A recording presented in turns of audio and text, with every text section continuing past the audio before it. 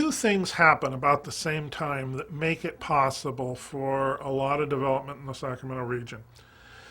First is that the big land grants are broken up. San Juan grant, Del Paso grant, these grants all are starting to be broken up by real estate promoters and developers. And then secondly, the railroad is completed, and the railroad owns lots of land, and they want to drive up business for the railroad.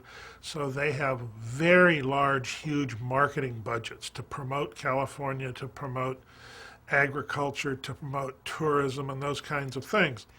So the combination of the two happening sort of together ends up with a promotion of land colonies in California. They're almost utopian kinds of things. And through the marketing skills that were developed through the railroad and other sources, the typical model would be you would go into a place like Chicago in the dead of winter, and you'd talk about the salubrious climate in California. And you would offer a discount fare, a round trip to come out here. And as part of that package of coming out here, you would be provided with transportation and cheap hotel fares and things like that.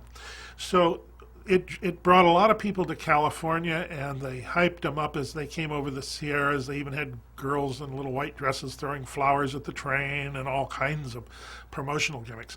And one of the first of the colonies in Sacramento is Fair Oaks.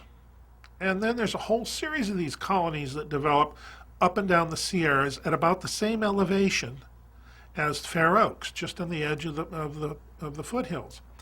And these colonies were citrus colonies usually, and they go up as far as Thermalito to the north, and they go down as far as Fair Oaks on the south. We have in Sacramento Fair Oaks, Orangevale, Citrus Heights. These are all colony efforts in Sacramento County.